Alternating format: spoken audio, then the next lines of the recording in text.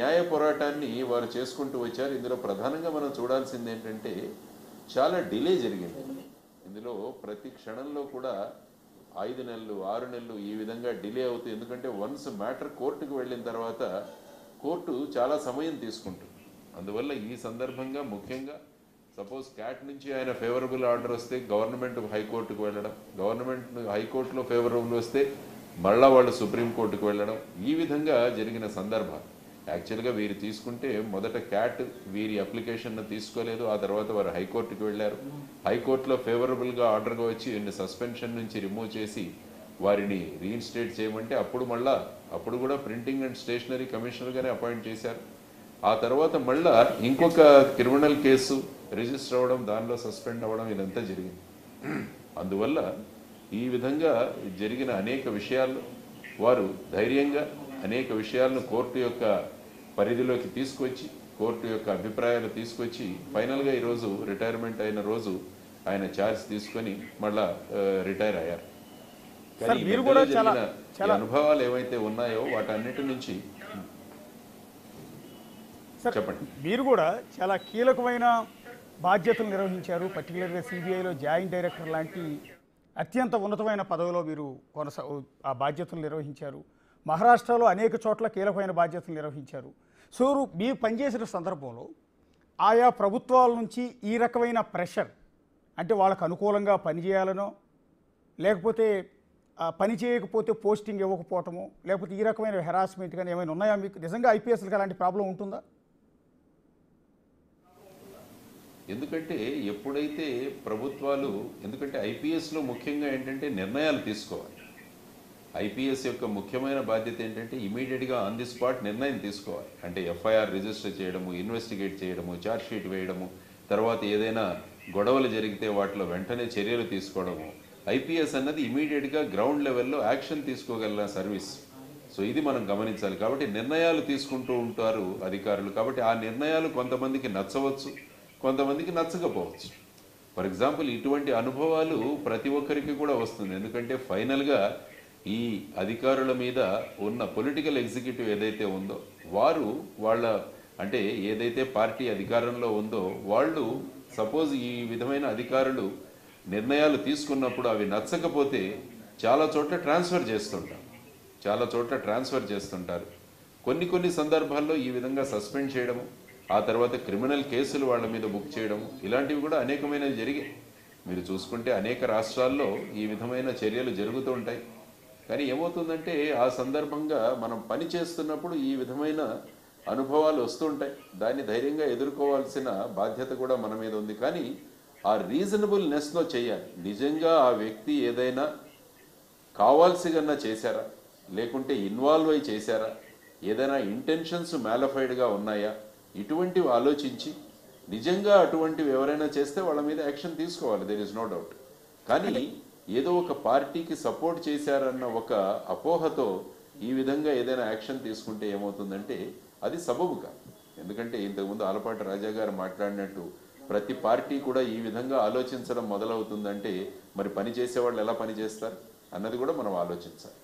So ఈ విధంగా తీసుకుంటూ వెళితే, ఫర్ ఎగ్జాంపుల్ నేనున్నప్పుడు కూడా ఇక్కడ నుంచి పని చేసి వెళ్ళిపోయిన తర్వాత ఒక 8-9 నెలలు పోస్టింగ్ కోసం వెయిట్ చేయాల్సి వచ్చింది. ఎందుకంటే అక్కడికి వెళ్ళి నేను రిపోర్ట్ చేసిన తర్వాత మా డీజీ గారు మీ పోస్టింగ్ కోసం మీరు వెళ్ళి హోమ్ మినిస్టర్ని కలవాలి అని అన్నారు. నేను అన్నాను, పోలీసు విభాగంలో డీజీపీ అన్నవారు అత్యుత్తమమైన స్థాయిలో ఉంటారు కాబట్టి నేను మీకు వచ్చి రిపోర్ట్ చేశానండి. నేను వెళ్ళి నా పోస్టింగ్ కోసం హోమ్ డిపార్ట్మెంట్ని, హోమ్ మినిస్టర్ని అడగాల్సిన అవసరం లేదు. వారు ఎప్పుడు పోస్టింగ్ వేస్తే అప్పటికి వెళ్ళి ఆ పోస్టింగ్లో జాయిన్ అవుతానని వారికి చెప్పాను. కాబట్టి సుమారుగా 8-9 నెలలు వెయిట్ చేయాల్సి వచ్చింది పోస్టింగ్. సో ఇలాంటివి నడుస్తుంటాయి. ఆ తర్వాత ఏంటంటే అక్కడ ఉన్న పొలిటికల్ మెచ్యూరిటీ కూడా చాలా ముఖ్యమైన విషయం. మీరు అన్నట్టు మహారాష్ట్రలో ఎవరైతే పొలిటికల్ లీడర్స్ ఉన్నారో, నేను ఉన్నప్పుడు వాళ్ళు ముఖ్యమంత్రులు కానీ వీళ్ళు ఏదైనా ఒక కఠినమైన నిర్ణయం తీసుకున్నప్పుడు దాన్ని వాళ్ళని కన్విన్స్ చేసేవాళ్ళు, వాళ్ళు విని ఆ విధంగా నిర్ణయాలు తీసుకోవడానికి అవకాశం. ముఖ్యంగా ఇంకొక విషయం మనం గమనించాల్సిందంటే సొంత రాష్ట్రంలో పనిచేయడం కూడా చాలా కష్టం. యాక్చువల్గా మీరు చూసుకుంటే సొంత రాష్ట్రం అనగానే ఏమవుతుందంటే మొదట మన రాష్ట్రంలో ఆ వ్యక్తి ఏ కులానికి చెందినవాడు, అతను తీసుకున్న నిర్ణయం ఏ పార్టీకి ఉపయోగపడింది, ఈ దృష్టిలో ఆ నిర్ణయాలను చూస్తారు తప్ప అసలు ఆ వ్యక్తి తీసుకున్న నిర్ణయం ఎలాంటిది అన్నది ఆలోచించాలి. ఫర్ ఎగ్జాంపుల్ అదే నేనే మహారాష్ట్రలో పనిచేశాను కాబట్టి ఈ విధమైన ప్రమాదాలు మాకు అక్కడ లేవు. ఎందుకంటే మేము ఆ రాష్ట్రానికి చెందిన వాళ్ళం కాదు కాబట్టి అక్కడ మా ఇంట్రెస్ట్ కూడా ఏమీ ఉండదు. కాబట్టి మేము తీసుకునే నిర్ణయాలను వాళ్ళు చూసే విధానం వేరుగా ఉంటుంది. అదే రాష్ట్రానికి చెందిన వ్యక్తి అదే రాష్ట్రంలో పనిచేస్తున్నప్పుడు అతను తీసుకున్న నిర్ణయాలు అనేకమైన విమర్శలకు దారితీస్తాయి. ఎందుకంటే ఆ విధమైన ప్రస్తావనలు ఆ విధమైన ఆలోచనలు ఏ రాష్ట్రాల్లో అయితే ఉంటాయో ఆ రాష్ట్రాల్లో పనిచేయడం కూడా కష్టమవుతుంది. సో ఈ విధమైన పరిస్థితులలో పనిచేస్తున్నప్పుడు కష్టాలను ఎదుర్కోవాల్సి వస్తుంది. ఇలాంటి కష్టాలు వచ్చినప్పుడు ధైర్యంగా కూడా వాటిని ఎదుర్కోవాల్సిన ఇది కూడా సంబంధిత ఆఫీసర్లో ఉండాలి.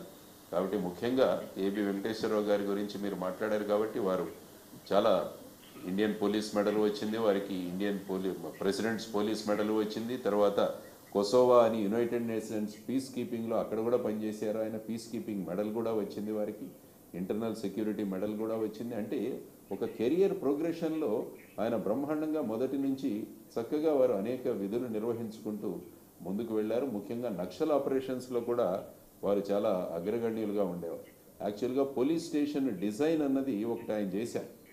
ఎందుకంటే ఆయన ఏ విధంగా పోలీస్ స్టేషన్ ఉండాలి, పోలీస్ పోస్టులు ఏ విధంగా ఉండాలి, దానివల్ల నక్సలైట్ల యొక్క అటాక్ ఏదైతే ఉంటుందో దాని నుంచి మన జవాన్లను మన పోలీసులను కాపాడడానికి ఏ విధమైన డిజైన్ ఉండాలని చెప్తే అది మొత్తం ఇండియాలోనే సర్క్యులేట్ చేశారు దాన్ని.